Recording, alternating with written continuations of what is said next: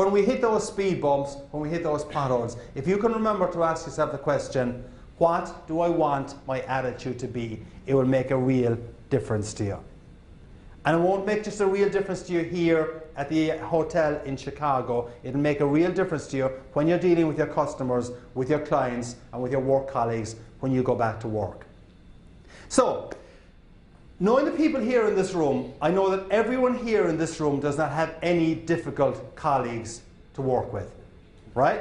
I know that everyone here in this room doesn't have any difficult clients or customers to work with. But let's assume you did have a difficult colleague to work with. Let's assume that you know that when you're going into a meeting next week with this difficult colleague, you're kind of saying to yourself, I just cannot work with that person, or that person drives me crazy, or they're just so unappreciative of the work and the results that we are generating. One way that will help you to change the environment in that meeting room or at that meeting is that before you go to the meeting, ask yourself the question, what do I want my attitude to be when I'm inside there? And I think when you ask yourself the question, what do I want my attitude to be, when you're going in dealing with your difficult work colleague, or you're going in dealing with a customer that you really have difficulties with, when you ask yourself the question, what do I want my attitude to be, you're not going to say, I want to be cranky, I want to be upset, I want to annoy them.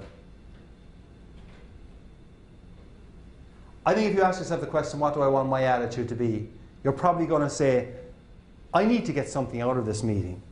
I need this meeting to be productive.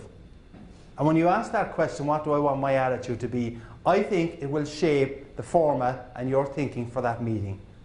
And if you go into that meeting with that kind of a different attitude, you may well come out with a totally different result, a more positive result. It is a powerful question that can make a real difference to you. So, Dr. John, tell me, what do you think so far? I think it's wonderful, Conor, and I'm glad you're here. You've managed to keep everybody coming back. They'll all be back after lunch. We've learned a whole pile of stuff. You asked us for one thing that we're learned. I've got a whole page of them.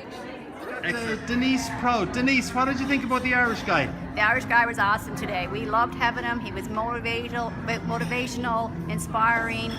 He gave everybody a positive outlook on what to do and to inspire others, their students, their colleagues, educators, to take this back to the classroom, back to their work environment, and try their best to be who they are and to motivate everybody so we can have a positive work environment. Conor's inspirational, he's enjoyable, he's has lots of humor, and we really appreciate how we engaged our audience today so they will have a great conference and really get us into the moment. Okay, ladies, Butterball Turkey Talk Line. What did you think of the Irishman? Hey, what did we think? Nicole and Sue here with the Butterball Turkey Talk Line. Conor, you were amazing.